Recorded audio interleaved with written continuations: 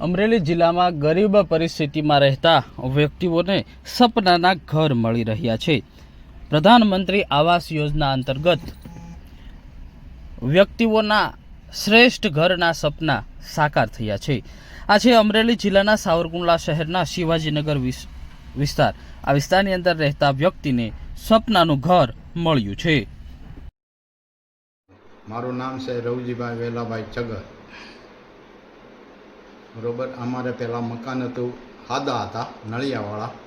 પછી અમે આ છાપામાં આ અંતે વાંચતા જાહેર હતું તે એટલા વાગ્યા પછી અમે નગરપાલિકામાં ફોર્મ ભર્યું, દસ્તાવેજ લઈને ગયા અને ફોર્મ ભર્યું। ફોર્મ પછી ભર્યું, પછી વરદીએ 1.5 વર્ષ પાછું અમે પછી એની વિધિ હંધી કરવાની વકીલ પાસે હોય એ ગયા અને અમારે પછી કામ ચાલુ કર્યું। પાકું થઈ ગયું ને હંધું કામ કાગળિયાનું, એટલે કામ ચાલુ કર્યું। હપ્તે હપ્તે અમને પૈસા આપતા ગયા, એમ અમે કામ ઉપાડતા ગયા। અને પરિસ્થિતિ સાદો હતો અને ધૂળમાં છણેલું હતું,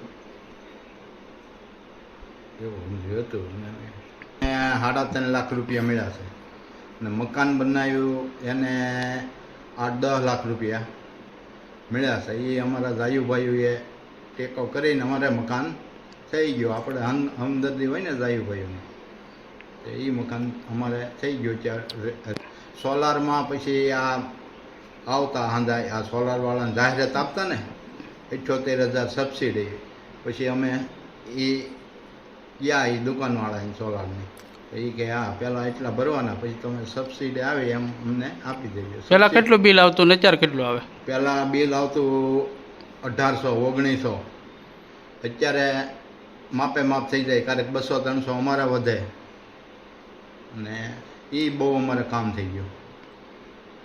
મારું નામ પાર્થ વિલખિયા છે। હું સાવરકુંડલા નગરપાલિકામાં આવાસ યોજના વિભાગમાં સૌજાણી કન્સલ્ટન્સી તરફથી નોકરી કરું છું। આપણે જે લાભાર્થીના મકાનની વિઝિટ લેવા આવ્યા છીએ એનું નામ છે ચુડાસમા રવજીભાઈ વેલાભાઈ। એમ લોકોએ 3 વર્ષ પહેલાંથી ફોર્મ ભરેલું હતું। પહેલાં એ લોકોને સાવ નળિયાવાળા અને કાચા મકાન હતા। પછી અમારી પાસે ફોર્મ ભર્યું, ફોર્મ એનું આપણે મોકલાવ્યું અને પછી એમનું સહાય મંજૂર થતાં એમને 3.5 લાખની સહાય 5 હપ્તામાં મળેલ છે અને હવે એ લોકોએ પાકું મકાન બનાવેલ છે।